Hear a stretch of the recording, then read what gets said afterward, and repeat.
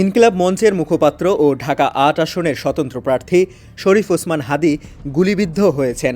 শুক্রবার জুম্মার নামাজের পর রাজধানীর বিজয়নগরে এই ঘটনা ঘটে। তাকে ঢাকা মেডিকেল কলেজ হাসপাতালে নেওয়া হয়েছে।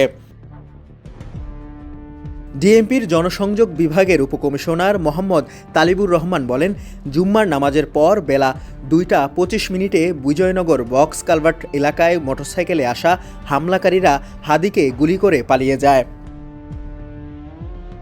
হাজির একজন সহযোদ্ধা বলেন, জুম্মার নামাজের পর মসজিদে তাদের লিফলেট বিলির কর্মসূচি ছিল।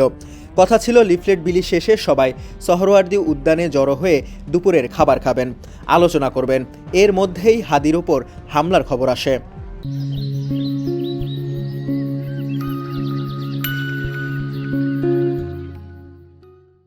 ওসমান হাদীর সমর্থকরা ঢাকা মেডিকেলে বি নেগেটিভ রক্ত খুঁজছেন। তারা বলছেন, ঢাকা মেডিকেলের জরুরি বিভাগে হাদীর প্রচুর রক্তক্ষরণ হয়েছে।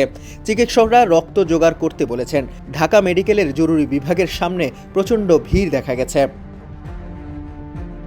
ঢাকা মেডিকেল পুলিশ ফাঁড়ির ইনচার্জ পরিদর্শক মোহাম্মদ ফারুক বলেন, ওসমান হাদীকে মাথায় গুলিবিদ্ধ অবস্থায় হাসপাতালের জরুরি বিভাগে নেওয়া হয়। সেখানে আইসিইউতে রেখে তার চিকিৎসা চলছে। জুম্মার নামাজের আগে বেলা 11টা 52 মিনিটে হাদী ফেসবুকে লেখেন, যেহেতু ঢাকা 8-এ আমার পোস্টার ফেস্টুন কিছুই নাই, তাই আমার এখন ছেঁড়াছেড়ির ওপরও চাপ নেই। দুদকের সামনে থেকে জুম্মা মোবারক। গত নভেম্বর মাসে দেশি বিদেশি 30টি নম্বর থেকে বিভিন্ন ধরনের হুমকি পেয়েছেন বলে জানিয়েছিলেন হাদী। 14 নভেম্বর ফেসবুকে একটি পোস্টে তিনি জানিয়েছিলেন তাকে হত্যা, তার বাড়িতে আগুনসহ তার মা, বোন ও স্ত্রীকে ধর্ষণের হুমকি দেওয়া হয়েছে।